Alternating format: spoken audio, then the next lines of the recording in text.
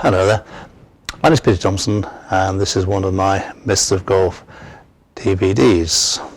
This one is about resisting the shoulder turn with the hips, which I think is a very bad idea.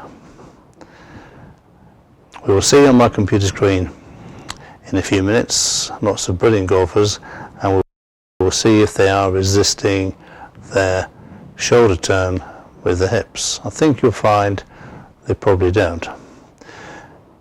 We're all different, all golfers are different. Some are very flexible, some are quite stiff. We need to have a swing that allows you to turn your shoulders far enough to get your arms back, far enough to hit the ball a reasonable distance. Far enough with the shoulder turn is about 90 degrees. If you resist with your hips and you're not very flexible, you will not turn your shoulders 90 degrees. If I keep my hips still and turn my shoulders, I can probably get around 45 degrees. Not enough. I've had hundreds and thousands of times turn the shoulders, resist with the hips. Some golfers can turn their shoulders more with less hip movement, which is fine, great for them, less moving parts in the swing. However, the majority of golfers would find that very, very difficult.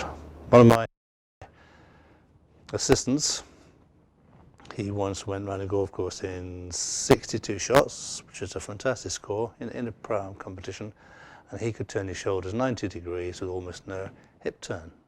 Great for John, his name was John Carrigal, and most people can't do that. People I teach now, I've got a list of thousands of people, and almost none of them can turn round as John could with the shoulders and at the same time no hip turn. His body could do that quite easily. We're going to go onto the computer screen now and have a look at Justin Rose. I taught Justin a long time ago now, 1997.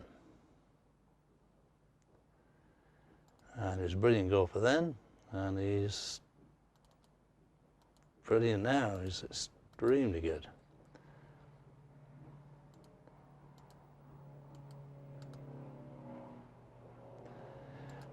So here's Justin, 1997 on the left, and the one on the right is maybe, I don't know, 5 years ago, 10 years ago. And people's swings evolve, sometimes for the better, sometimes unfortunately not. But this DVD is about resisting the shoulder turn with the hips.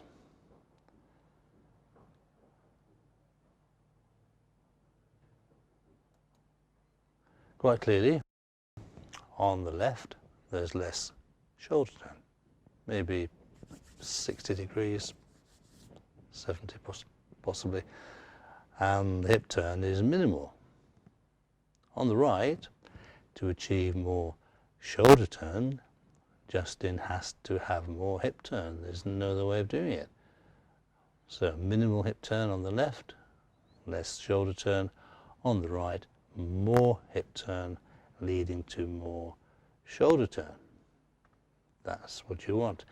Enough turn with the shoulders to get your arms and the club back into a good hitting position. And if you resist with your hips, then that quite possibly won't happen.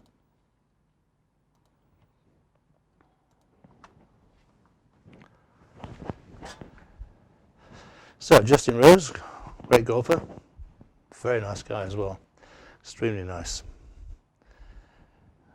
He had more turn with more hip turn, more shoulder turn, more hip turn.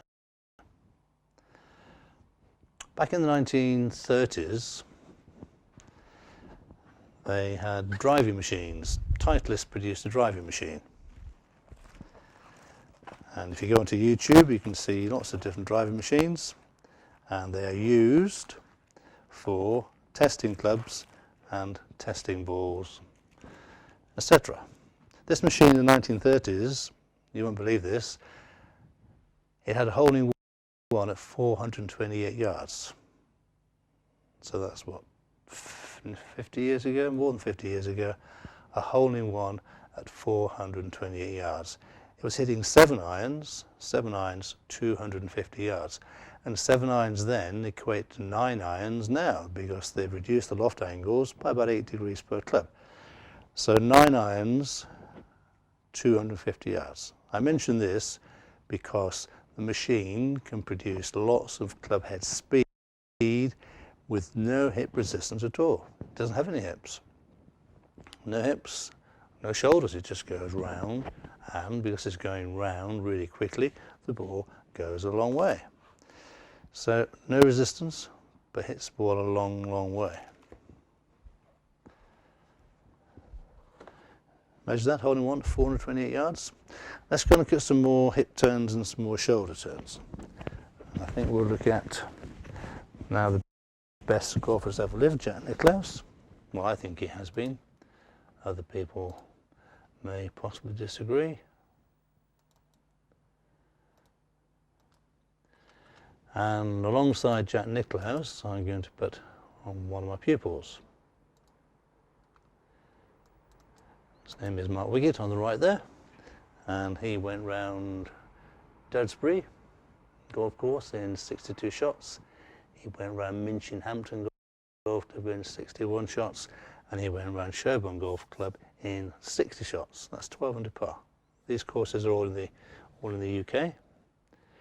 So we're going to have a look at the hip turn and the shoulder turn. We'll start off with Mark. Shoulder turn nearly 90 degrees, hips turned far enough. You don't need to measure it. The shoulder turn is about double the hip turn, and that's going to be controlled by the feet, which I'll explain in a second. Jack Nicklaus, maybe a bit more shoulder turn, driver on the left, 3-iron on the right, but look at the hip movement, look at the knee movement, look at the left heel. There's no resistance there. There's not turning his hips and shoulders and resisting with the hips. As Jack Nicklaus said in one of his books, the hips must turn. He didn't say you can turn them if you want to. He said, in his opinion, the hips must turn. And they must turn to allow your shoulders to turn. And that's what he did. Let's watch that again. Movement. No resistance. Movement. What's this? Impact position? Fantastic. Good impact from a good backswing, from a good starting point.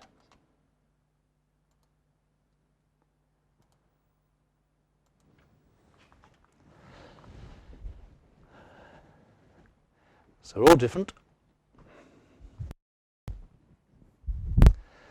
And we can all turn round varying amounts. It's controlled by your feet.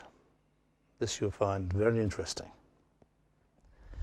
If I point both of my feet a long way to the left, my shoulder turn will be approximately 40 degrees. My hip turn is approximately 20 degrees. Half. It's nearly always half, because your feet are on the ground. I know that's pretty obvious, but people forget how important their feet are. Your feet are on the ground, and where you position your feet, and this is the key thing, will control the hip turn and the shoulder turn. If I turn round now and point my both toes way out to the right, I can now turn my shoulders about 140 degrees. But my hips have turned round about 70 degrees. Again, it's double. It's nearly always double. So here's the key. You need to turn your shoulders no more than 90 degrees. So experiment with your feet. Always have the right one pretty straight and the left one turned out slightly, and your left toes behind the right toes.